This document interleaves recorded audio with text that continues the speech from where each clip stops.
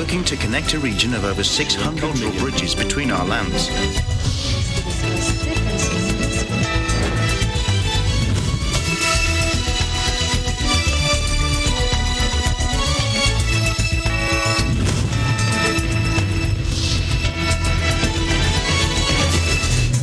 Hello and welcome to ASEAN in Focus. I'm Alma Angeles. We're coming to you live from Manila and Vietnam. Hello, Ralph. Good afternoon, Alma, and to all of our televiewers. I'm Ralph Pandop Empay from your EBC Vietnam Bureau, bringing you the news in the dynamic ASEAN region. On today's headlines. The Thai government is set to impose tougher measures to slow the rising rate of COVID transmissions, including restricting people's movements. 9 million people in Chi Minh City have been ordered into lockdown, state media said on Wednesday, as the commercial hub struggles to contain Vietnam's most serious COVID-19 outbreak so far. President Duterte expressed gratitude to the Japanese government for its donation of more than 1 million doses of AstraZeneca vaccine to the Philippines. Authorities use a fire engine to spray water at people who violate new virus restrictions in the Indonesian city of Semarang.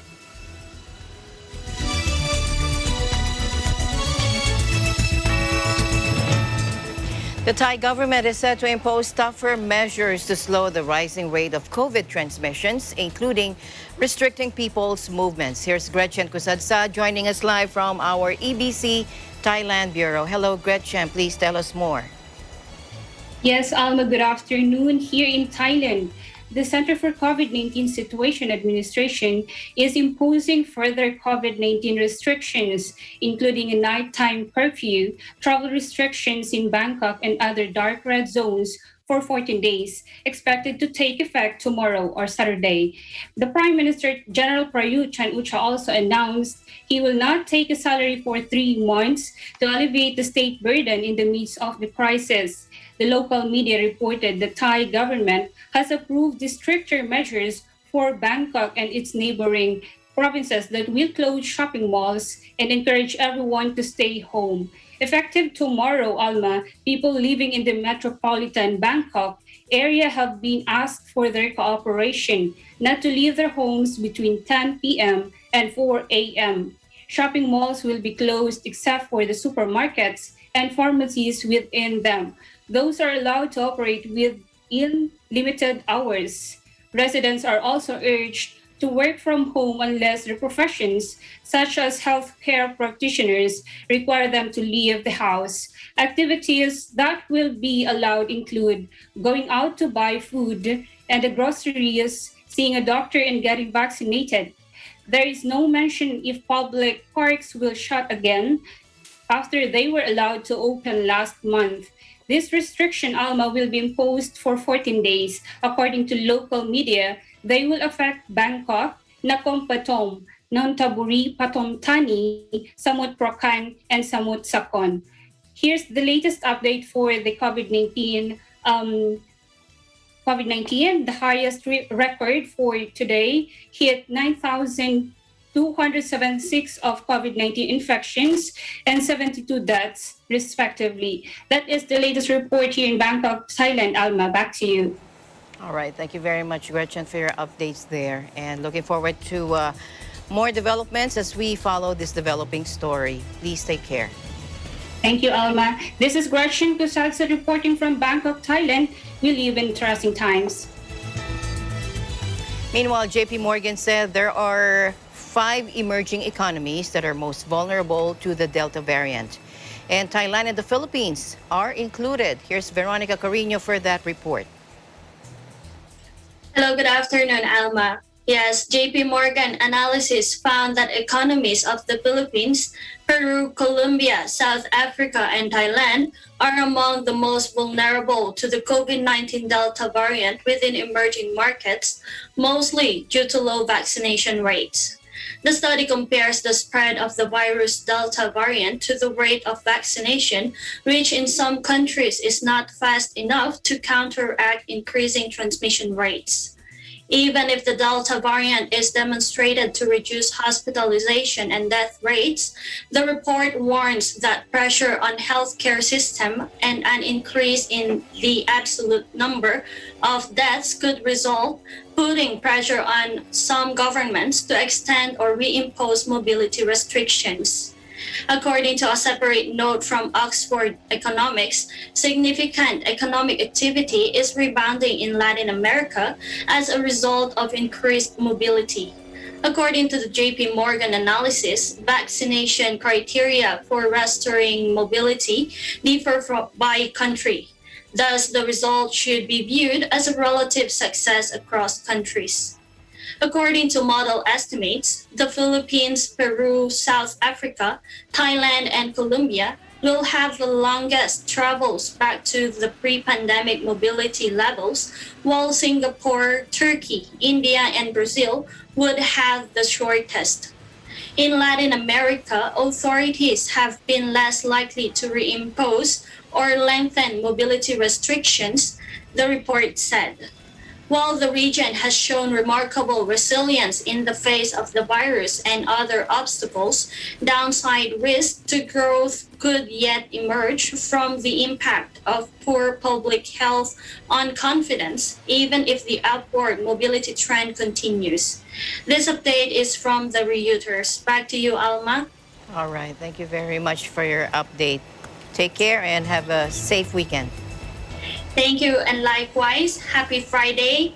Reporting live from Thailand, this is Veronica Carino, and we live in interesting times. 9 million people in Ho Chi Minh City have been ordered into lockdown, state media said on Wednesday, as the commercial hub struggles to contain Vietnam's most serious COVID-19 outbreak so far. Beginning in the early hours of Friday, residents will be mandated to stay at home for 2 weeks after 8,000 cases were recorded in the city during the latest virus wave. Prior to this outbreak, which began in late April, fewer than 3,000 cases had been recorded across Vietnam. All the virus clusters have appeared up and down the country, including in the northern industrial provinces of Bac Ninh and Bac Giang, home to factories supplying Samsung and Foxconn. Ho Chi Minh City has emerged as the epicenter of the wave. Nguyen Thanh Phong, Ho Chi Minh City mayor, said Wednesday that the city was facing challenges in controlling the pandemic, according to state-run news outlet Vietnam Express. Deputy Prime Minister Vu Duc Dam told Ho Chi Minh City authorities earlier that it was time for us to accept sacrifices to ensure long-term development. Residents will be allowed to leave home only to buy food or medicine, state media said.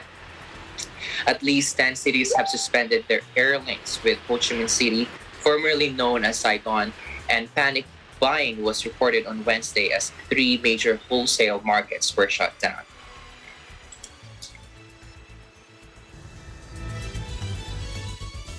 The Southeast Asian Games, which were due to take place in Vietnam this year, have been postponed because of the pandemic and will most likely be held in 2022. Here's Micah Gwinnett Apostle joining us live today. Hi, Micah. Hello, Ralph. Here's the latest news for that. The regional Olympics were scheduled to be held in Hanoi and 11 other locations from November 21 to December 2. But Vietnam is struggling to contain a new coronavirus outbreak, and many Southeast Asian Games events were planned in provinces hard hit by the fresh wave of infections.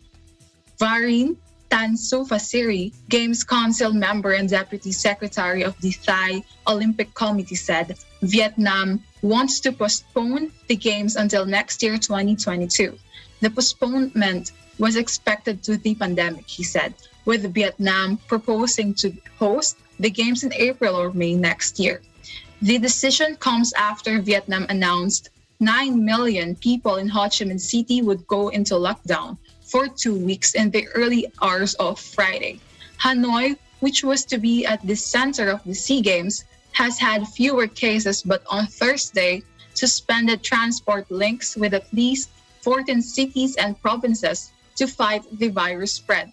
Virus clusters have appeared up and down the country, including in the northern industrial provinces of Bac Ninh and Bac Giang, where Games events were due to take place.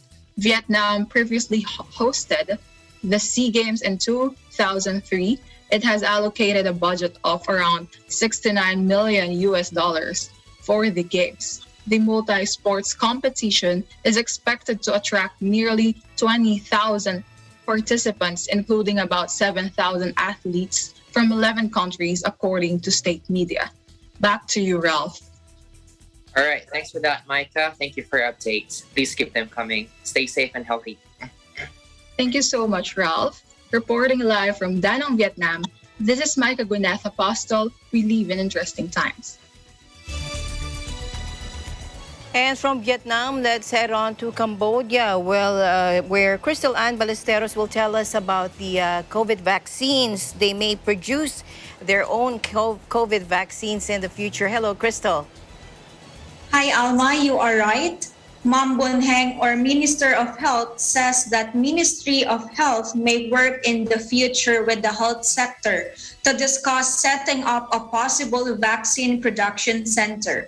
In an interview with Fresh News, the minister said he had met with Champrasid, Minister of Industry, Science, Technology and Innovation, to discuss the matter. The minister added that the Ministry of Health is considering and suggesting that in the future the ministry would like to organize a gathering of health experts to discuss the establishment of a COVID-19 vaccine production center. He also added that the ministry will also consider the expansion of traditional medicines that have been used to treat various diseases. While Cambodia's current COVID-19 cases is 59,045, with active cases of 7,213, 855 deaths, and 5,917 recovered. And that's a quick update of what's happening here in Cambodia. Back to you, Alma. Thank you, Crystal, for your time. Have a safe weekend.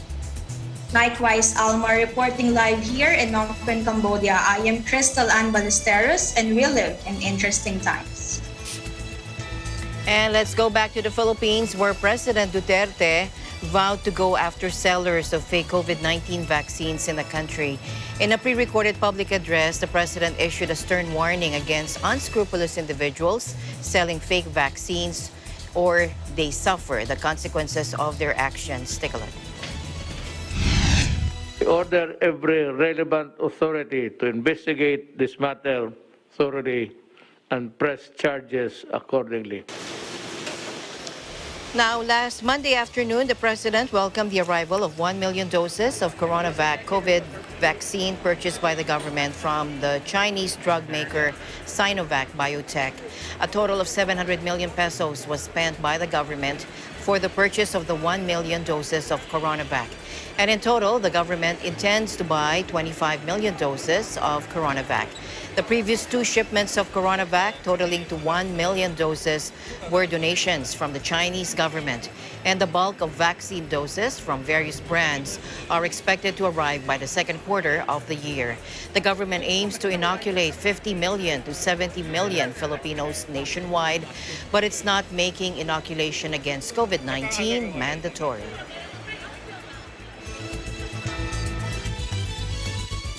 Cabinet Secretary Carlo Nograles on Wednesday expressed confidence that population protection will be achieved before year-end as the number of coronavirus disease 2019 or COVID-19 vaccines arriving in the country continues to increase. During the pre-State of the Nation address, or SONA, virtual presser, Nograles said the population protection target by end of 2021 is still achievable, considering that the country is expected to receive the biggest vaccine deliveries in July. Let's watch this. Naman yan na pinaplano natin. So July, magkakaroon talaga ng surge ng vaccines na darating at agad naman natin i-deploy. And that is a good way to start the second half of the year. And we still remain confident na by before the end of 2021, 50 million to 70 million Filipinos will have been inoculated already. By the third quarter of 2021, halos by the end of the third quarter, we would be approaching already yung population protection. And so going towards that, we will be more confident in opening up more of the economy, getting people back to work.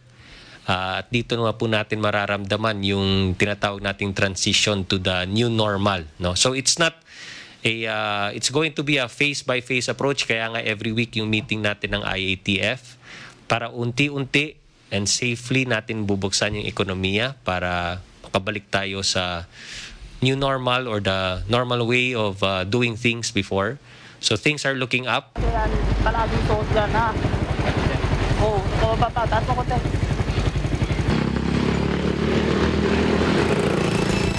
And staying in the Philippines, Health Secretary Francisco Duque III said areas with high cases of COVID-19 infections will get AstraZeneca vaccines donated by Japan to the Philippines.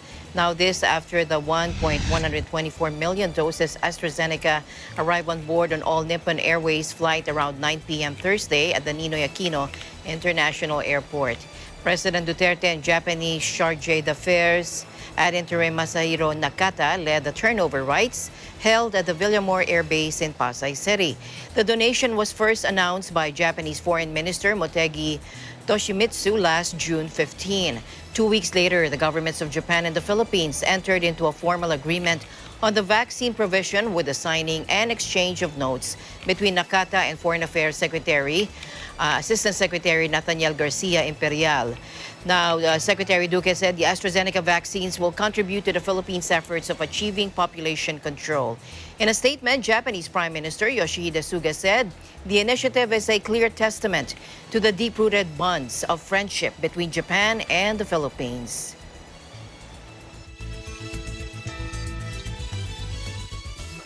President Rodrigo Duterte on Thursday expressed gratitude to the Japanese government for its donation of more than 1 million doses of AstraZeneca vaccine to the Philippines.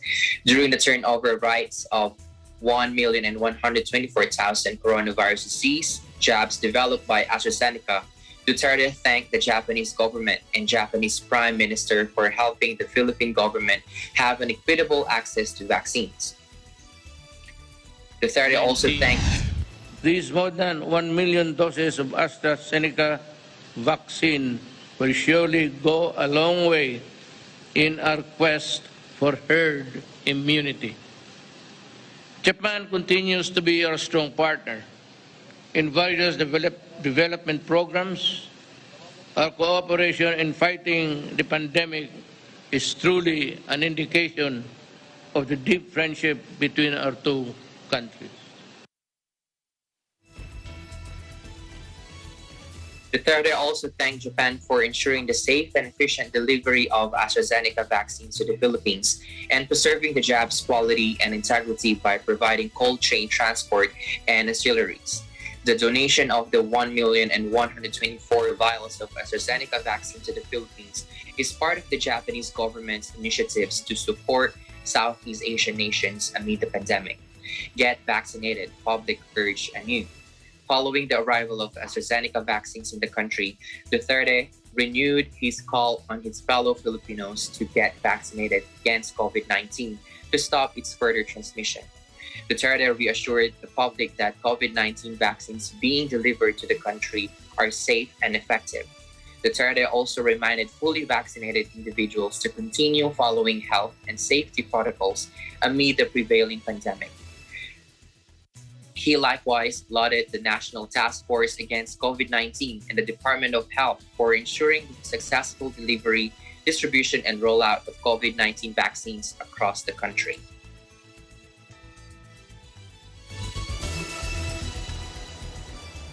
Indonesians have ignored health warnings to stock up on a miracle cure for COVID-19, backed by leading politicians and social media influencers, as an out-of-control virus surge sweeps the country.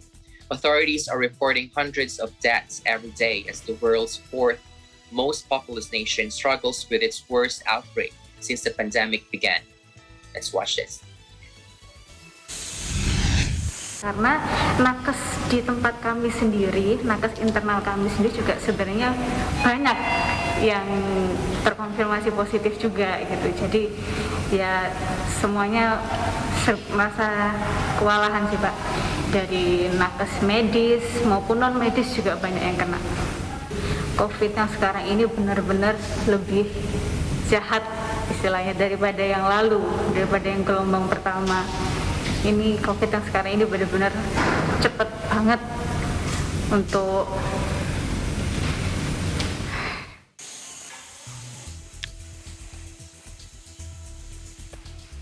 Pharmacies across the country are running out of ivermectin, an oral treatment normally used to treat lice and other parasitic infections, thanks in part to viral social media posts touting its potential as a coronavirus treatment. Those who can bring a screenshot showing that ivermectin could cure COVID, said Yoyan, head of the pharmaceutical sales group at Market in the capital Jakarta, who, like many Indonesians, goes by one name. He said that the shortage had pushed the price of the drug up from around 175,000 to 300,000 rupiah, or equivalent to 12 to 21 US dollars a bottle. Fueled by anti-vaccine and pandemic conspiracy theories online, there has been a surge in demand for the drug from Brazil to South Africa to Lebanon. But manufacturer Merck has said there was no scientific basis for a potential therapeutic effect against COVID-19 and warned of possible safety issues if the drug is administered inappropriately. Scientists, the World Health Organization, and several drug regulators, including Indonesia's own, have also stressed that there is a lack of credible evidence to show it works against COVID-19.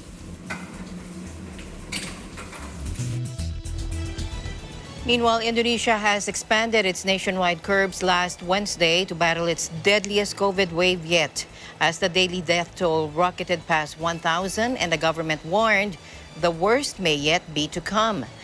Now, or may be yet to come, the new restrictions will apply to dozens of cities and extend from Sumatra Island in the west to easternmost Papua, as the highly infectious Delta variant rips across the Southeast Asian archipelago. Now, many overwhelmed hospitals are refusing new patients, leaving scores to die at home, while cemetery workers race to bury the soaring number of bodies. Offices, mosques, parks, shopping malls, and restaurants have been shuttered across the hard-hit capital Jakarta and the main island of Java, as well as the holiday hotspot of Bali, under the new curbs that started from the weekend. But there are widespread reports of violations, including offices and shops still operating despite shutdown orders. The world's fourth most populous nation on Wednesday reported a record 34,379 new infections and 1,040 deaths, as much as 10 times the daily mortality rate less than a month ago. The wider restrictions announced on Wednesday include forcing the majority of non-essential employees to work from home, as well as limiting shop and restaurant hours. And the news continues here on ASEAN in Focus. Ralph and I will be right back.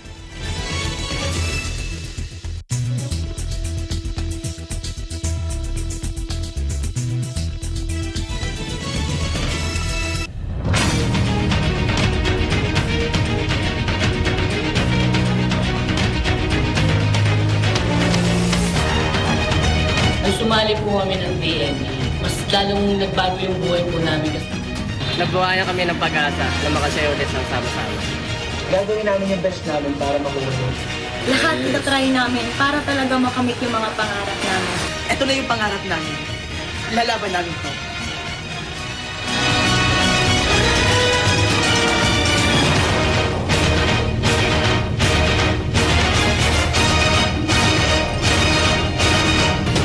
This program is supported by Magnolia Incorporated.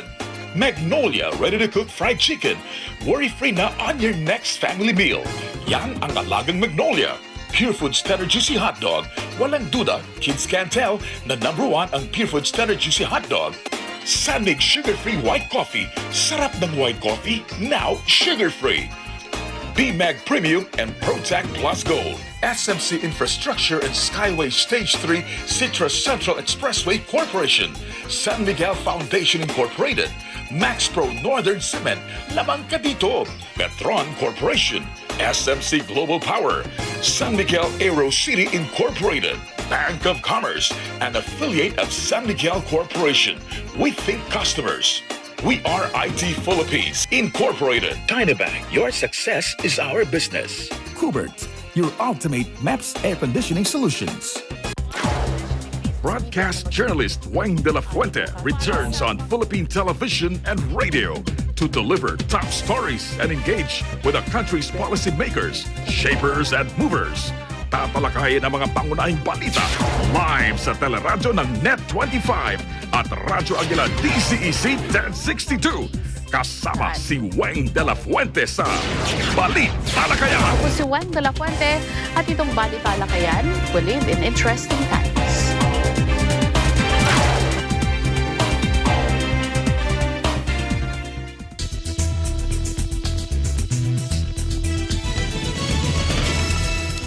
Welcome back. The World Bank apologized to the Philippine government over the inadvertent release of a report about the allegedly poor learning results among Filipino students.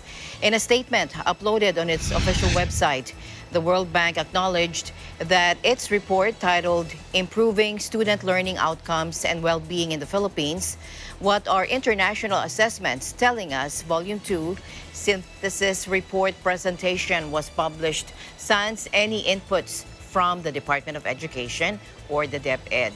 They said, we deeply regret that the report on education was inadvertently published earlier than scheduled and before the Department of Education had enough chance to provide inputs. Now, this was an oversight on our part, and we conveyed our personal apologies in our communication with the government, it said. The World Bank said the report was already temporarily removed from its website. The World Bank report said that around 80% of Filipino students fall below the minimum proficiency levels as they don't know what they should know in school. Its report was based on 3 assessments participated by the Philippines, including the Program for International Student Assessment, or PISA, in 2018, the Trends in International Mathematics and Science Study, or TIMSS, in 2019, and the first cycle of the Southeast Asia Primary Learning Metrics, or the CPLM, in 2019.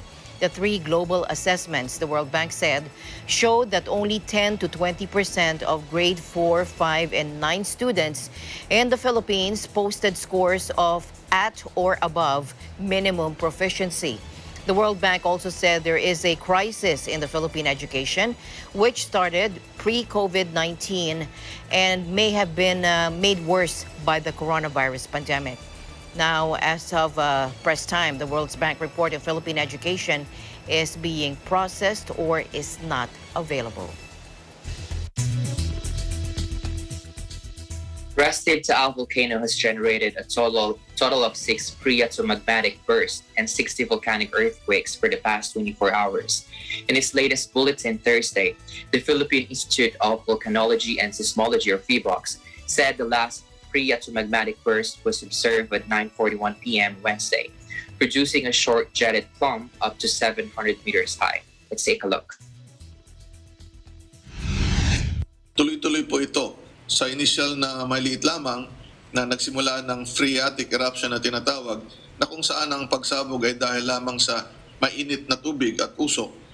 Pero dahil po sa initial na phreatic eruption noong January 2020, umakyat ang magma ng mabilisan at nagkaroon nga ng paghalo ng magma at tubig at yun ay inilabas. So pagbago po ang inilabas na may magma na kasamang tubig, ay phreatic magmatic eruption po ito. Kung magma lang, ang bagong material lang ang nilalabas, ay magmatic eruption ang tawag. Mas delikado po ito sa Taal volcano kasi may tubig at mas nagiging eksplosibo ang kanyang pagsabog. PHIVOLCS earlier data bared that 3 magmatic explosions were recorded at 5:18 a.m., 8:46 a.m., 9:15 a.m., 9:26 a.m., and 11:56 in the morning. These magmatic eruptions lasted from 1 to 7 minutes. 60 volcanic quakes are caused by movements or eruptions of magma from the volcano. The figure includes 5 explosion-type earthquakes, 24 low-frequency volcanic earthquakes, 21 volcanic tremor events having durations of 2 to 4 minutes, 10 hybrid earthquakes, and low-level background tremors that ease at 6:21 p.m. but resume at 9:52 in the evening. Hybrid earthquakes indicate rock fracturing and magma or fluid movement. High levels of SO2 gas emissions averaging at 11,397 tons per day and steam-rich plumes that rose 1,500 meters high were also reported. Taal volcano has been under alert level 3, magmatic unrest, since July 1st after PHIVOX recorded a short-lived dark phreatomagmatic plume 1 kilometer high in the afternoon. PHIVOX reminded the public that under this level, magma extruding from the main crater could drive explosive eruption. Entry into Taal Volcano Island and into the high-risk barangays of Agoncillo and Laurel must be prohibited due to the hazards of pyroclastic density, currents, and volcanic tsunami should strong eruptions occur, it said.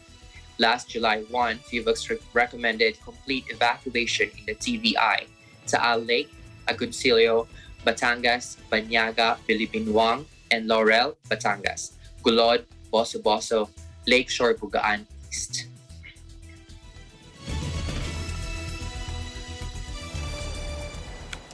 To Myanmar now, where the UN rights chief warned that the dire situation there since its February 1 coup was driving the countries towards possible civil war and could spark regional insecurity. Speaking before the UN Human Rights Council, Michelle Bachelet lamented that Myanmar in recent months has evolved from a political crisis to a multidimensional human rights catastrophe. Take a look. Distinguished President, Excellencies. Recent month, the situation in Myanmar has evolved from a political crisis to a multidimensional human rights catastrophe. Suffering and violence throughout the country are devastating prospects for sustainable development and raise the possibility of state failure or a broader civil war. As a coup by the Myanmar military has rapidly morphed into an attack against the civilian population that has become increasingly widespread and systematic. Nearly 900 people have been killed. Some 200,000 people have been forced to flee their homes as a result of violent military raids on neighborhoods and villages. The World Food Programme estimates that over 6 million people are severely in need of food aid. UNDP forecasts that nearly half the population could be forced into poverty by early 2022. A void has been opened for the most harmful and criminal forms of illicit economy to flourish. Since the 1st of February, at least 240 attacks on healthcare facilities, medical personnel, ambulances, and patients have been seriously disabled COVID-19 testing, treatment, and vaccination. Meanwhile, mass displacement and continued protests heighten the risk of contagion. The coup has exacerbated a number of long-running conflicts in Myanmar's borderlands. Fighting has resumed in Kachin, Kayin, and northern Shan states, as well as other areas such as Chin and Kaya states that had been largely peaceful in recent years. Military forces have repeatedly conducted indiscriminate airstrikes and artillery shelling, killing civilians, displacing tens of thousands of people, and destroying protected civilian structures such as schools and places of worship. Thousands of people have sought refuge in neighboring countries. Laws have been instrumentalized to stifle freedom of expression, curb independent media as well as social media, and arbitrarily detain at least 5,200 people. Over 90 journalists have been arrested, and 8 major media outlets have been closed. We have also received multiple reports of enforced disappearances, brutal torture and death in custody, and the arrest of relatives or children in lieu of the person being sought. Despite these levels of repression, the military leadership has not been successfully secure control of Myanmar, nor the international recognition it seeks. On the contrary, Its brutal tactics have triggered a national uprising that has changed the political equation. But despair is rising. Some people in many parts of Myanmar have taken up arms and formed self-protection groups. These newly formed armed opposition groups have launched attacks in several locations to which the security forces have responded with disproportionate. Since the coup, nearly 900 people have been killed, while about 200,000 have been forced to flee their homes. At the same time, at least 5,200 people had been arbitrarily arrested, including more than 90 journalists, according to UN numbers, while 8 major media outlets had been forced to close.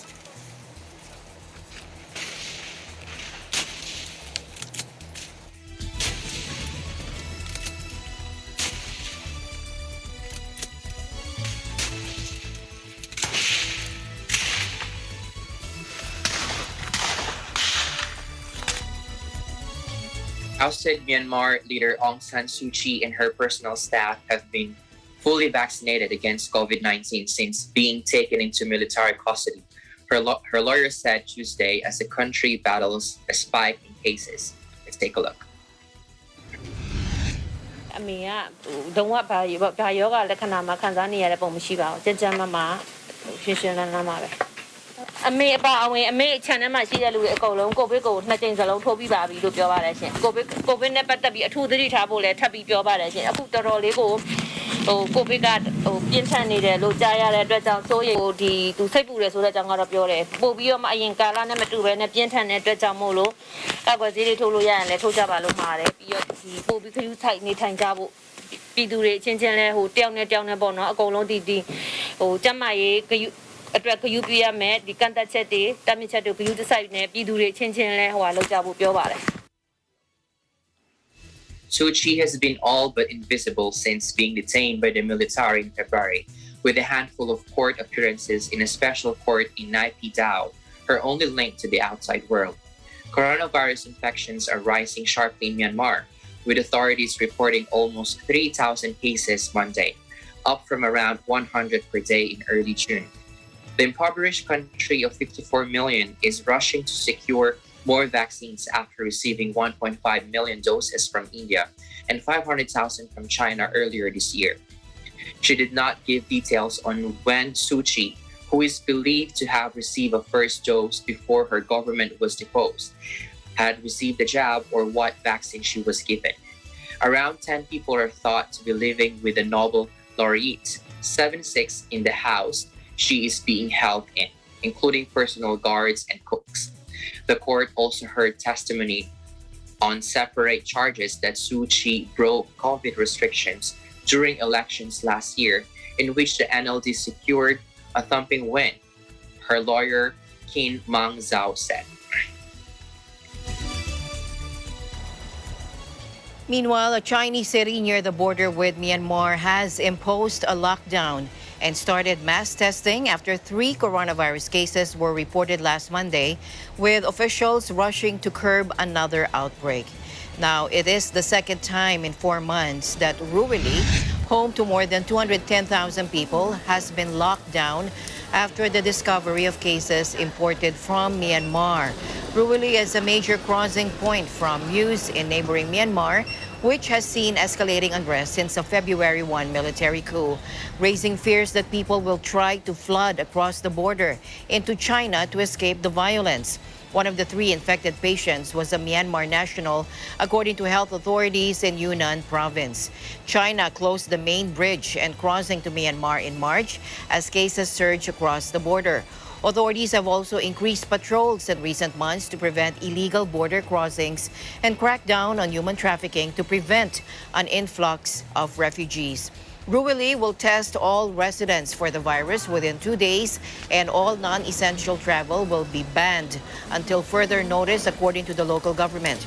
But only 1 member of each household can leave to buy daily necessities with permission during the testing period. And anyone who wants to leave the city must produce a negative virus test conducted within the past 72 hours, according to the local government. Singaporean teenager was sentenced to 9 months probation and 40 hours of community service Wednesday for sending Instagram death threats to French footballer Neil Maupay after an English Premier League match. Let's watch this. Client is relieved to be put on probation. I think he is prepared to put this matter behind him, prepared to focus on his rehabilitation, focus on the next step forward. I think much has been said in court about his remorse. I mean, the remorse is evident. He has written an apology to Mr. Maupay. This will be forwarded to Mr. Maupay directly by the investigation officer.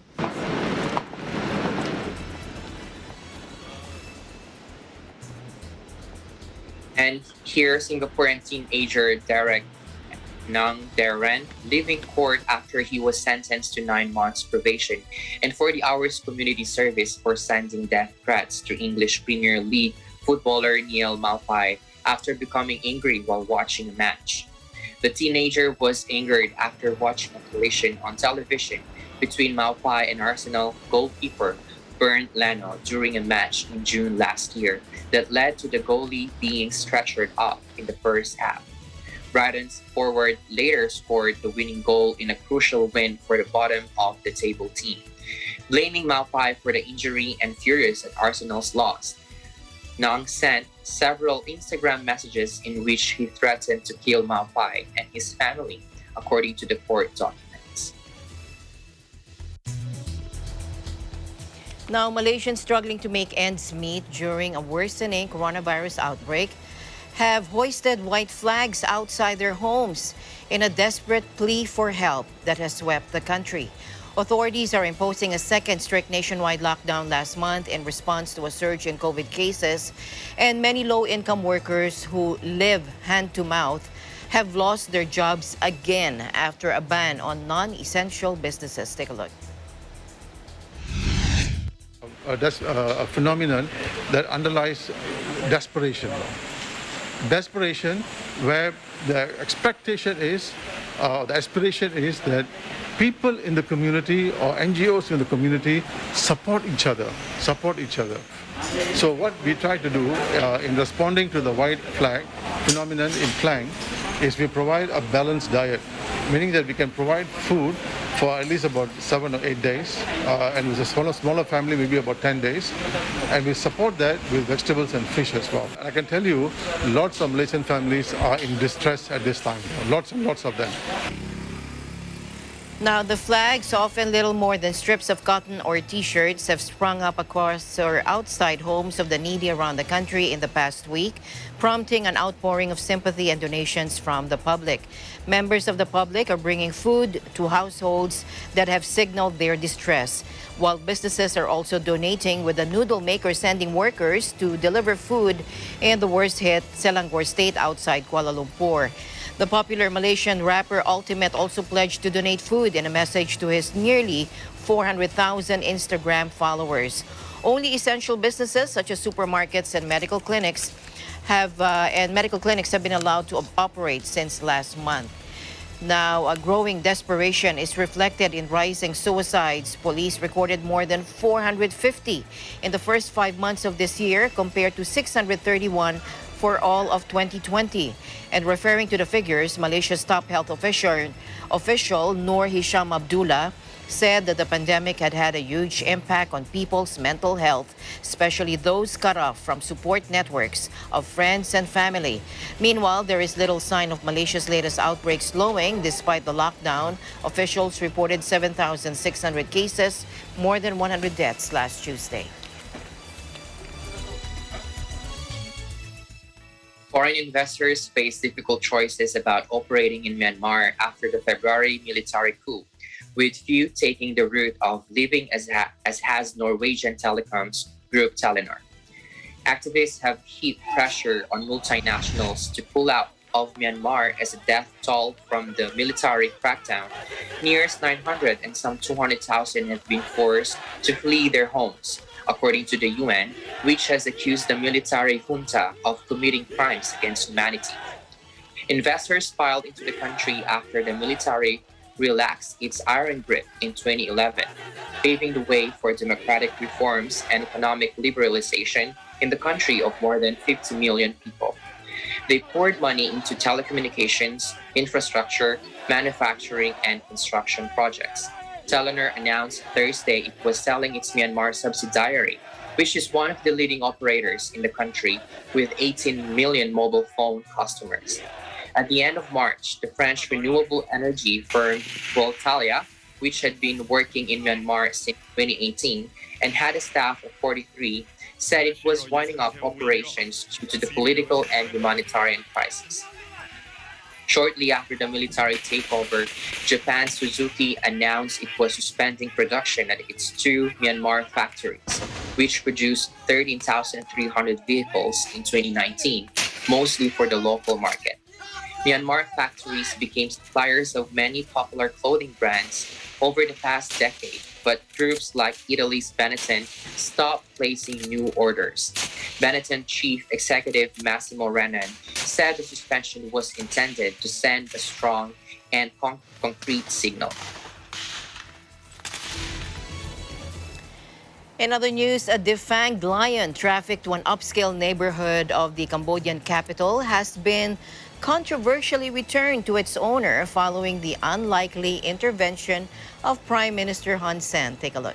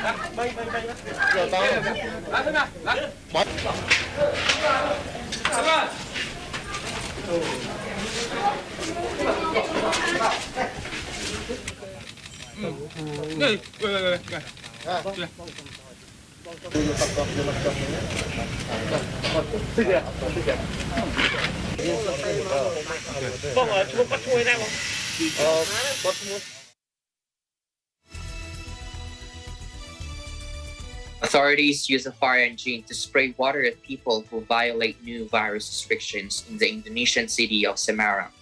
The Southeast Asian nation has seen an unprecedented wave of infections driven by the highly contagious Delta variant, said government officials. Let's watch this.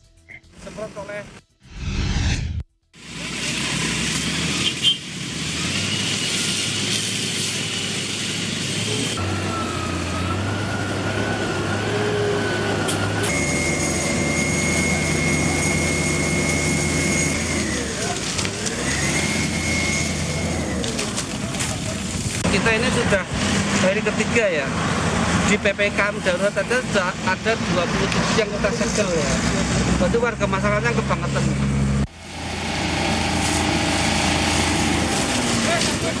Terus semua itu yang memang ada kerumunan, kita langsung disemprot oleh teman-teman pemadam. Ya. Jadi saya matur nuwun, silakan nanti pihak camat kalau kesulitan undang kami, pasti akan kami tertibkan. Kalau tidak mau, Semarang itu nanti tambah banyak yang terkena penyakit.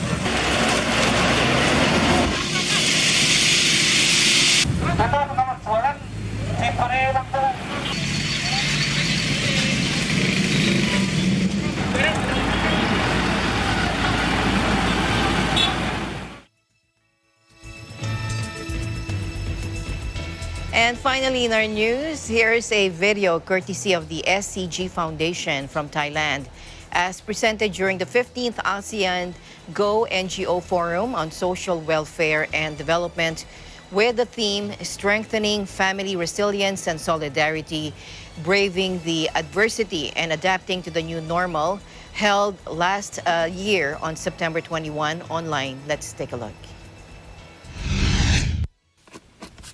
ถึงทุกคนที่เจอวิกฤต ไม่รู้เรื่องนี้จะจบลงเมื่อไหร่นี่ก็จะหมดปีแล้วมันแย่ที่สุดในชีวิตเลยเนาะไม่รู้ว่าตอนนี้ทุกคนเสียอะไรกันไปบ้าง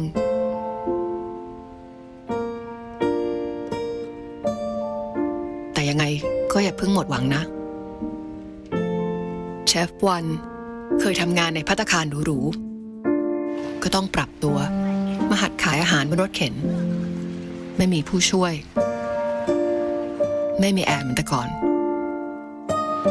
ตอนแรกแกก็เขินๆแต่แกบอกว่าไม่มีกินเขินกว่า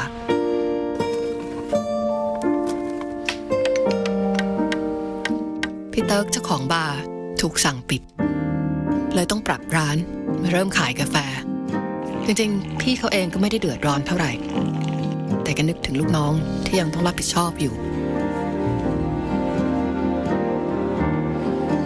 พี่นศพลเสียอาชีพช่างในเมืองไปแกบอกว่าเครียดไปก็เท่านั้นเรื่องมันเกิดขึ้นแล้วเลยคิดกลับบ้านไปทำสวนเอาความรู้ช่างมาปรับเล้าไก่ทำเป็นคอนโดไก่สร้างรายได้ดีกว่า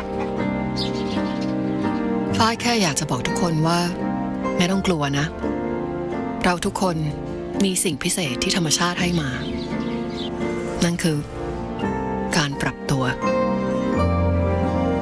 เราจะปรับตัวได้เองเรียนรู้ได้เองทำมันได้เองและผ่านมันไปได้เอง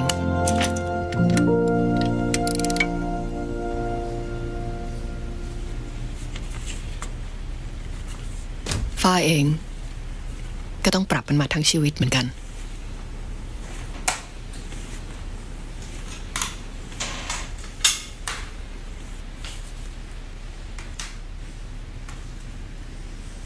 มาแล้วทุกคนมาแต่งหน้ากันเลยดีกว่านะคะเพื่อไม่ให้การเสียเวลาเนาะฝ้ายก็จะใช้แปรงในการลงแป้งพาร์ฟในวันนี้ไม่ว่าเราจะเสียอะไรไปแค่ไหนก็ตามถ้าคุณเสียงานเสียเงินหรือกำลังเสียใจหมดหนทางอยู่ในตอนนี้ขอแค่ใจสู้และอดทนอีกไม่นานสมองร่างกายและสัญชาตญาณจะพาเราดิ้นรนผ่านมันไปได้เอง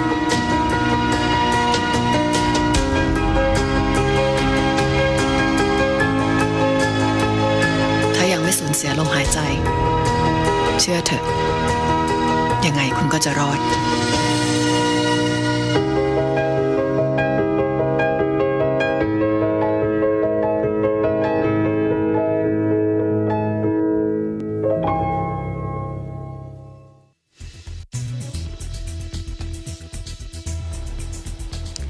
Thanks, Ralph, for keeping me company today. You have a safe and great weekend. My pleasure, Alma. And that's the latest news in the ASEAN region. Reporting from Da Nang, Vietnam, this is Ralph Rundle Empire. Eagle News. We live in interesting times. And we'll see you back on Monday. I'm Alma Angeles, and we live in interesting times.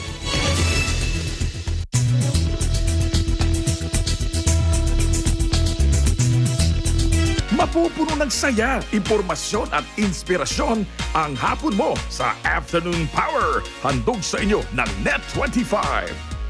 Sasabay sa inyong tanghalian ang inyong Happy Time Barkada at 12 noon. Alamin ang mga pangyayari sa ASEAN nations, ASEAN in Focus at 2 p.m. Ang